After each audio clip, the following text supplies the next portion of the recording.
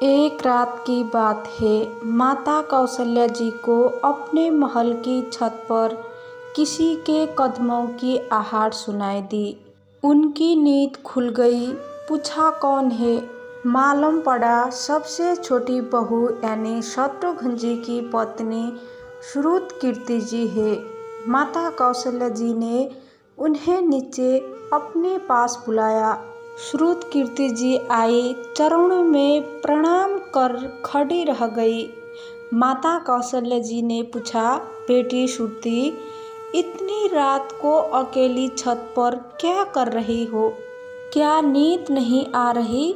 शत्रुघ्न कहाँ है? श्रुतकीर्ति की आंखें भर आई। कौशल्या माँ की छाती से लिपट गई।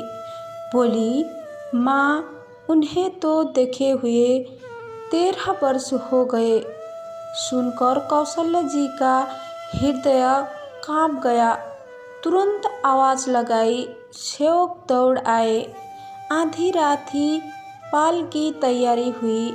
आज शत्रुघ्न जी की खोज होगी। माँ चली। आप जानते हैं शत्रुघ्न जी कहाँ मिले? अयोध्या जी के जिस दरवाजे के बाहर भरत जी नंदीग्राम में तपस्वी होकर रहते हैं, उसी दरवाजे के भीतर एक पत्थर की शिला है। उसी शिला पर शत्रुघ्न जी अपनी बाह का तकिया बनाकर लेटे मिले। माँ शत्रुघ्न जी के सिरहाने बैठ गई। होले से बालों में हाथ फिराया तो शत्रुघ्न जी ने आँख खोली। माँ उठे, चरणों में गिरे। माँ, आपने आने का क्यों कष्ट किया? मुझे बुलाया लिया होता। माँ ने कहा। शत्रुघ्न यहाँ क्यों? शत्रुघ्न की रुलाई फूट पड़ी।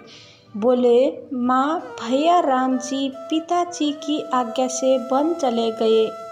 भैया लक्ष्मण जी उनके पीछे चले गए।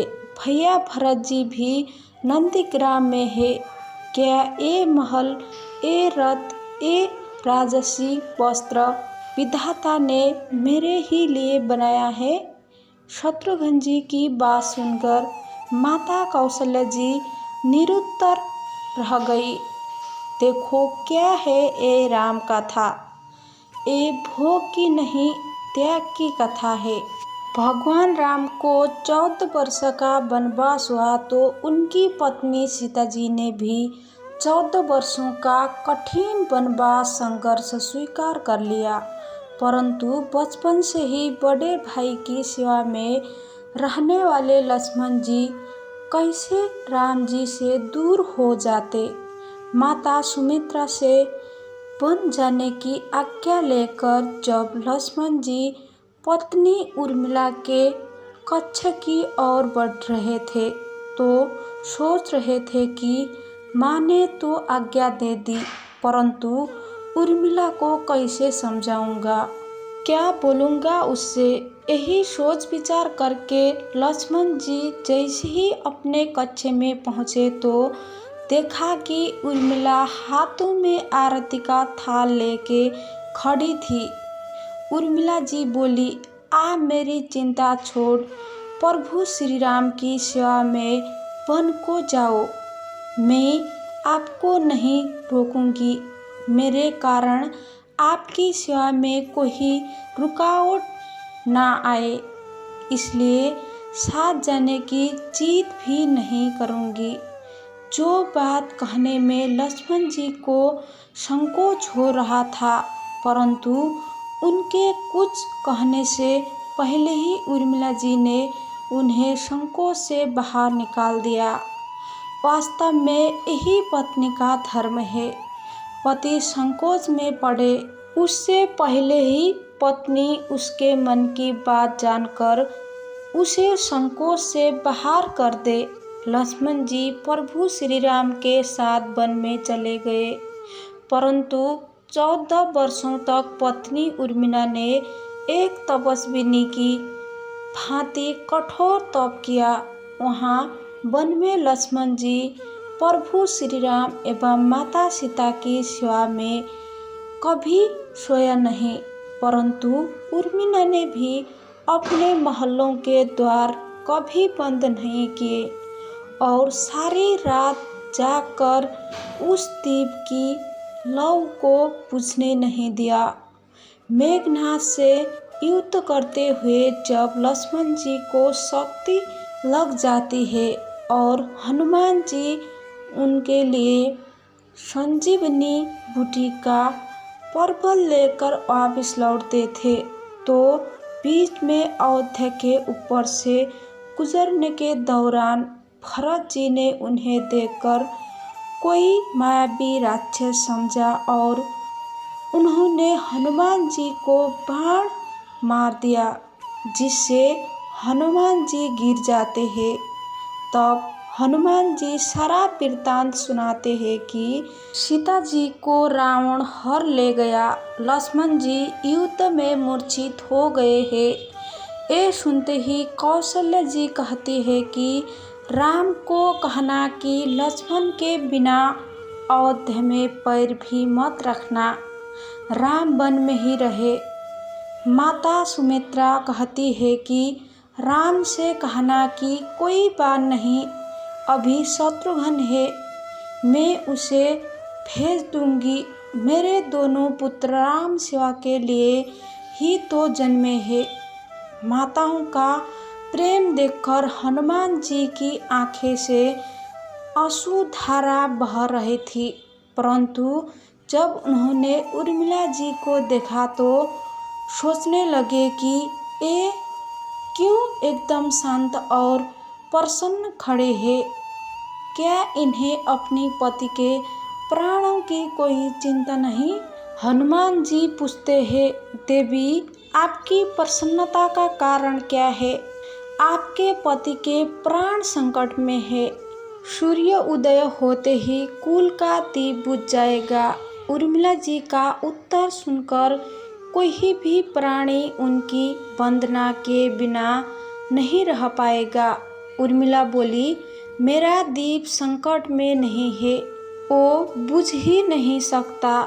रही बात सूर्योदय की, तो आप बेशक कुछ दिन अयोध्या में विश्राम कर लीजिए, क्योंकि आपके वहाँ पहुँचे बिना सूर्य उदित हो ही नहीं सकता।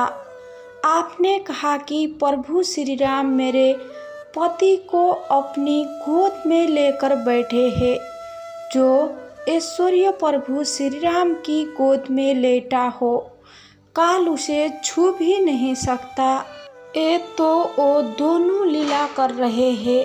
मेरे पति जब से बन गए हैं तब से सोए नहीं है, उन्होंने ना सोने का प्रण लिया है, इसलिए वो थोड़ी देर विश्राम कर रहे हैं और जब भगवान की गोद मिल गई तो थोड़ा विश्राम ज़्यादा हो गया, वो उठ जाएंगे और शक्ति मेरे पति को लगी ही नहीं, शक्ति तो प्रभु श्री राम जी को लगी है। मेरे पति की हर सांस में राम है, हर धड़कन में राम है, उनके रोम रोम में राम है, उनके खून की बूंद बूंद में राम है, और जब उनके शरीर और आत्मा ही सिर्फ राम है तो शक्ति राम जी को ही लगी, दर्द राम जी को ही हो रहा। इसलिए हनुमान जी आप निश्चित होके जाए, आपके वहाँ पहुँचे बिना सूर्य उदय नहीं होगा। राम राज्य की नींव राजा जनक की बेटियां ही थी, कभी सीता तो कभी उर्मिला। भगवान राम ने तो केवल राम राज्य का कलश स्थापित किया, परंतु वास्तव में राम राज्य तो इन सबके प्रेम, त्याग, समर्पण और बलिदान से ही आया।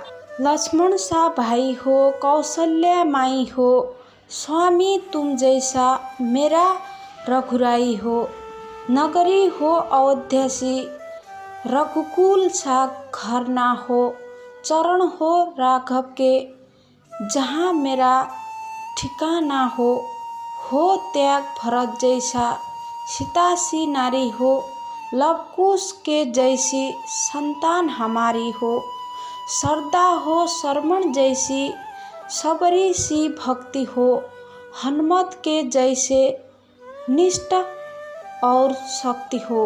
यदि आपको ये वीडियो पसंद आया तो वीडियो को लाइक करें, शेयर करें और भी ऐसे ही वीडियो देखने के लिए हमारे चैनल को सब्सक्राइब करना ना भूलें। जय श्री राम।